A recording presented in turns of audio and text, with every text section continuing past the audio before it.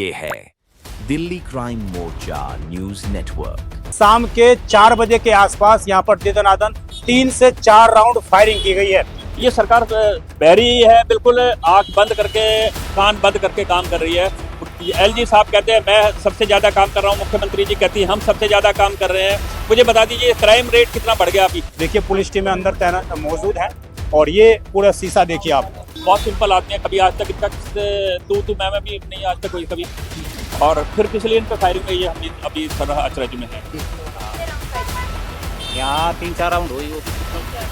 Corner पे Delhi sari centre है, बहुत बड़ा शोरूम है।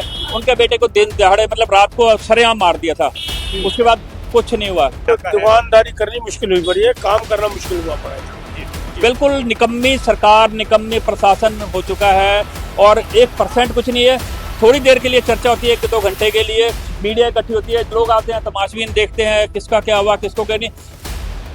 सिर्फ झेलता हुआ है जिस पर बीतती है वही झेलता है। उत्तम नगर में कई बार हो चुका है, एक बार का कई बार हो चुका है। अभी तो वो भी थोड़ा सा परेशान थे, मेंटली थोड़ा सा एक स्ट्रेस रहता ही है। खुलेआम एक व्यापारी के ऊपर इस तरीके से कहीं ना कहीं गोली फायरिंग करना निश्चित रूप से दर्शाता है कि आखिरकार उन बदमाशों के मंसूबे क्या है।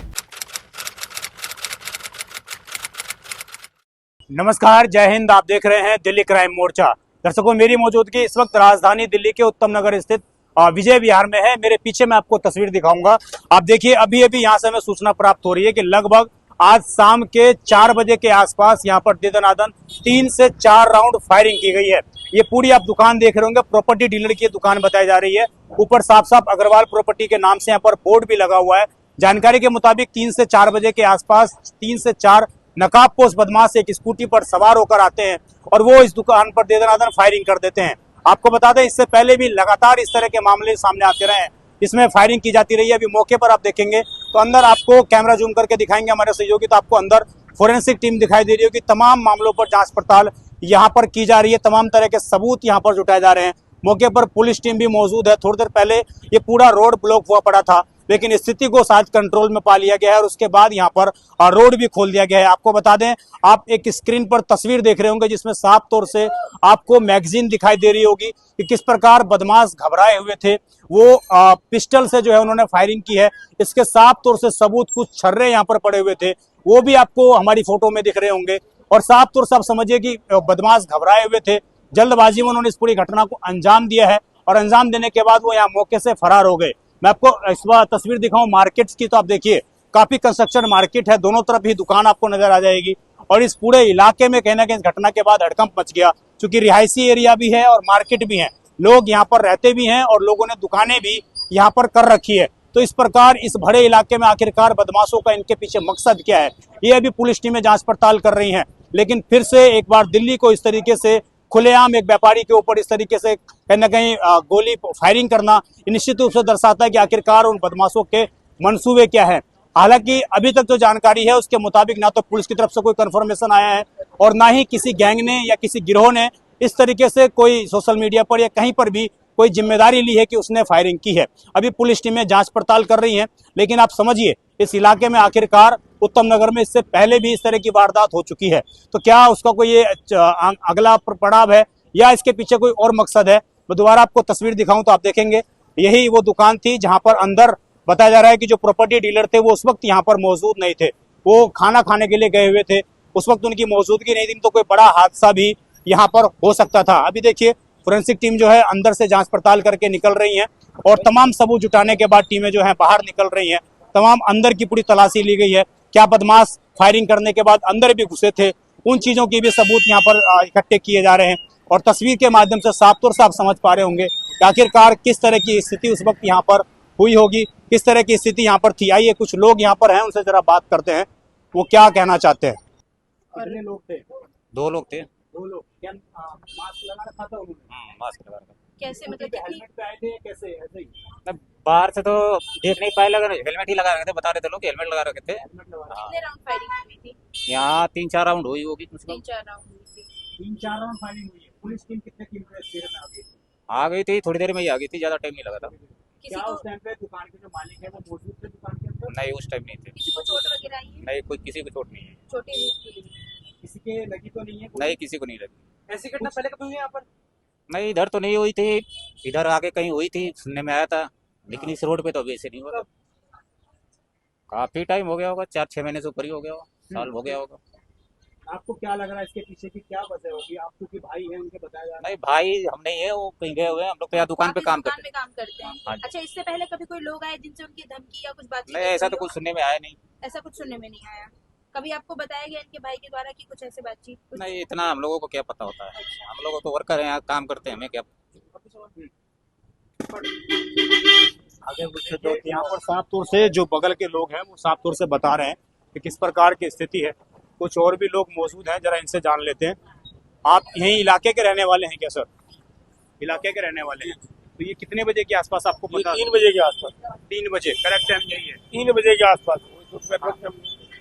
आप इस वक्त कहाँ पर थे? कहीं आसपास थे या? नहीं, मैं यहाँ नहीं था। आपने सर इस तरह की जो फायरिंग की घटना की गई है कैसे देखते हैं आप लोग? क्योंकि आप भरा हुआ ये तो इलाका है। दुकानदारी करनी मुश्किल हुई पड़ी है, काम करना मुश्किल हुआ पड़ा है जी।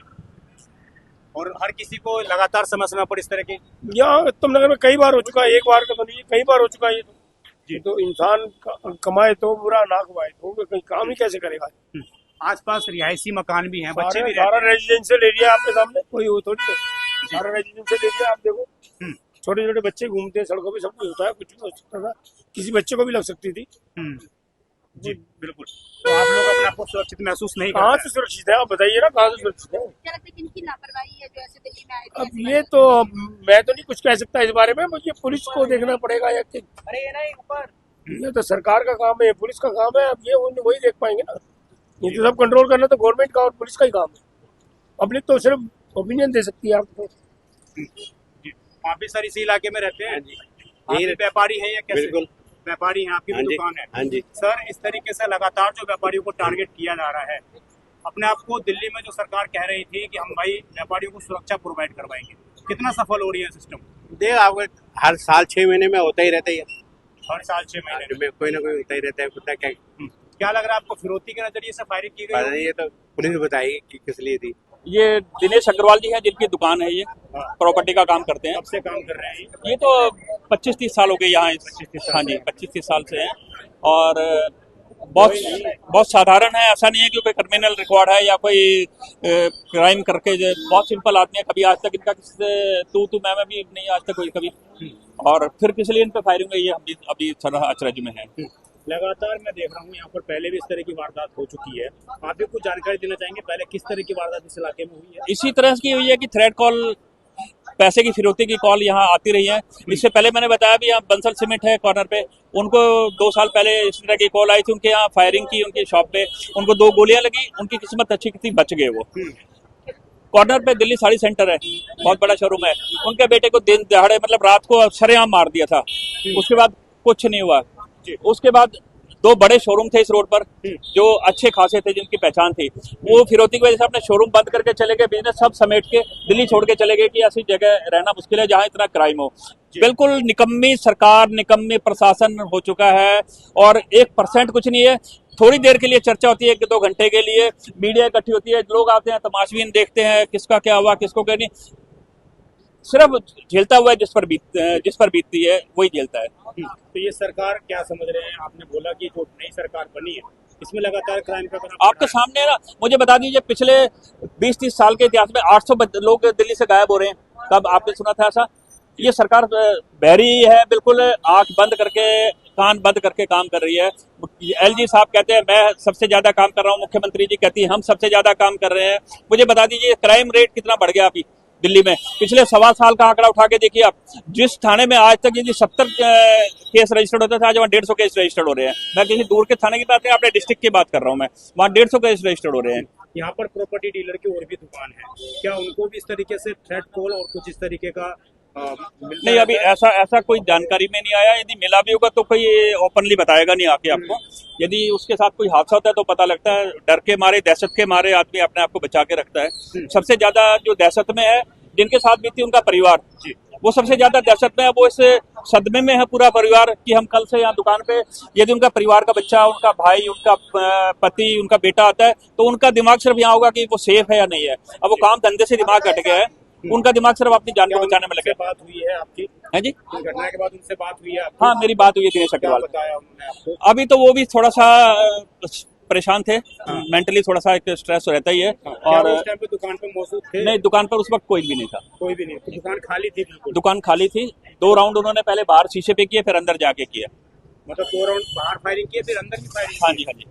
तो अंदर मतलब पूरे दहशत फैलाने के नजरिए से ही फायरिंग की गई है? नहीं, अंदर एक पार्टीशन है, उनको लगा होगा शायद अंदर पार्टीशन में कोई ना बैठा हो, इसलिए अंदर घुस के की होगी, लेकिन अंदर कोई था नहीं। तो देखिए यहाँ पर जो लोग हैं वो साफ तौर से कहीं ना कहीं यहाँ पर नाराजगी जाहिर कर रहे हैं कि किस प्रकार की स्थिति है। मैं आपको दोबारा तस्वीर दिखाऊं, देखिए पुलिस टीमें अंदर तैनात मौजूद है और ये पूरा शीशा देखिए आप, क्या स्थिति यहाँ पर की गई है। अगर ये शीशा नहीं लगा होता तो हो सकता है जो अंदर व्यक्ति बैठा था या स्टाफ बैठा था उसके ऊपर भी वो सीधी गोली जो थी जा सकती थी, लेकिन ये शीशा लगा हुआ था, इस कारण शायद आप देखेंगे वहां पर हेड वन इस तरीके से मार्क भी किया हुआ है पुलिस ने। अगर आपको तस्वीरें दिख पा रही होंगी तो आप देखिए ये यहाँ पर मार्किंग भी यहाँ पर की हुई है, ब्लैक कलर में मार्किंग की हुई है यहाँ पर, और साफ तौर से यहाँ पर ये दूसरी राउंड की मार्किंग यहाँ पर की हुई है। ये देखिए दूसरी राउंड की मार्किंग यहाँ पर है, तीसरी राउंड की मार्किंग आप देखिए यहाँ पर है, और ये शायद चौथी राउंड की मार्किंग इस तरीके से है। तो यहाँ पर लगभग हम कहें तो 4 राउंड फायरिंग जो है की गई है।